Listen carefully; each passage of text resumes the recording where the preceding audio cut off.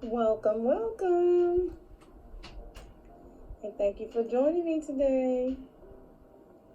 I am Dina, and this is Discussions with Dina. As always, I want to thank you for joining me today, and I want to invite you to take part in the conversation by subscribing and leaving your comment on this particular topic.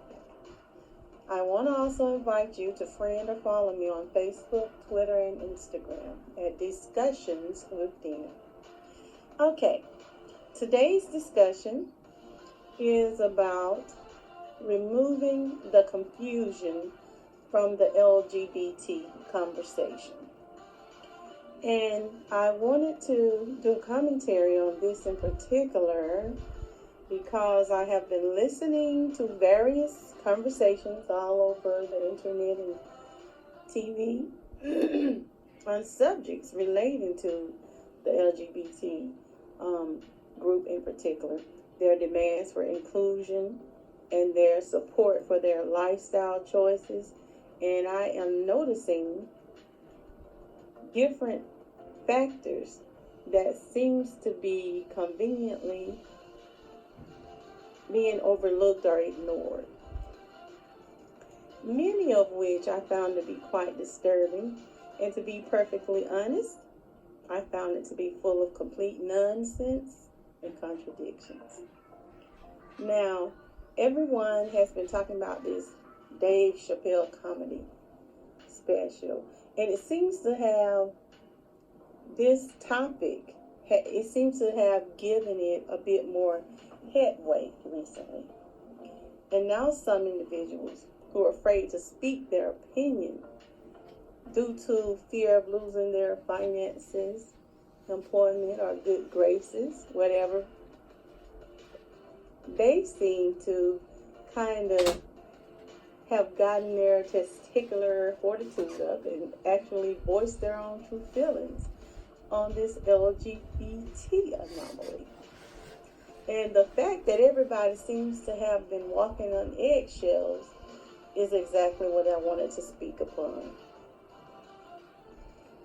That very sentiment has always bothered me, as if this community or a special group of people that should not be questioned, criticized, or even disagreed with by anyone, or it will cause you your life or your livelihood. This is something I find very bizarre, and it always intrigues me when I find how I always wonder who designed this. I mean, why is it this way? And I wonder who pulling the strings behind the scenes that we don't see, and what is the reason for this agenda? Because it's like fire is spreading like a virus. Now, recently, there were 4 men, including Malik Yoba, and the other 3 were considering themselves to be transgender, and they were on the Breakfast Club. And on this show, they were there to speak on some of the issues in regards to trans or LGBT. And I just thought I'd take a listen to some of the reasoning and conversation. And to me, it was a little awkward, just to say the least. I found it to be complete nonsense.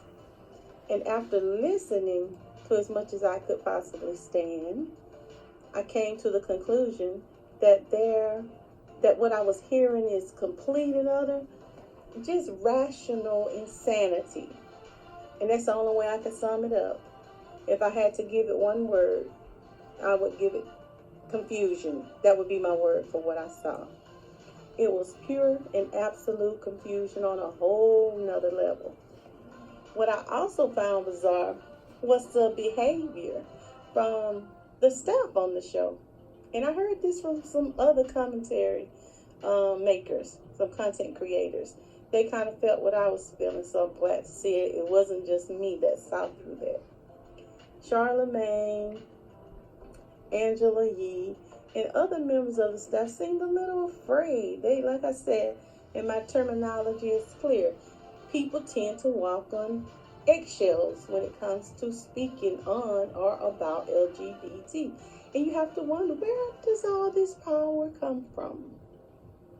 And I found some of the guests, when they were speaking, it almost came across as arrogant. And some of what they were saying was pure nonsense. And it was just amazing to me to hear it. And it just made me question the sanity of us who consider ourselves straight. Now, I believe in free speech, but I also believe in common sense. And I find that it was an attempt to disregard what is natural and pure. And I really think it was an attempt to redefine what we know as facts, which is why I decided to do this commentary. When Malik referred to females, women, as natural women, one of the trans actually scolded him and said that they are not natural females but assigned their sex from the doctor. And then he threw around words like cisgender and even accused others who were trying to understand their mentality by asking questions as being problematic. It was just pure nonsense once again. I took the analogy. If I told you I felt like I am a police officer, that's what I feel like I am. I talk like one.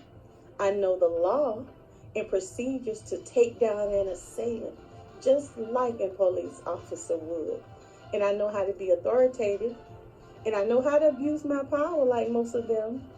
And most of all, I change my clothes and I put on a uniform so I can look and act exactly like a police officer. Therefore, I am a police officer. Now, if there are police officers, and I'm going to call them cis police officers because I'm going to say I'm the police officer. Now, if I said all of that stuff to you and I was serious, you would think and look at me like I'm crazy. And I would be made to seek treatment to see if I am mentally sane. In fact, I would be locked up and put in jail by the authorities for impersonating a police officer. And there is no difference in what I was hearing.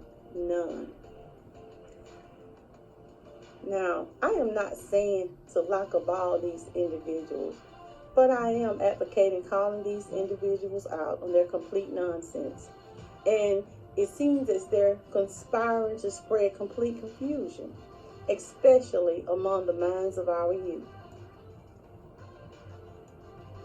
It seems that they're trying to get into the mind of young people even before they can come to the knowledge of what and who they are, and even their own existence, because that's what it is. They're trying to manipulate these young people before they can think for themselves, because confusion does lead to deception and easy manipulation of the human mind. And the propaganda is the method, I believe, by which others can control and maintain control of people.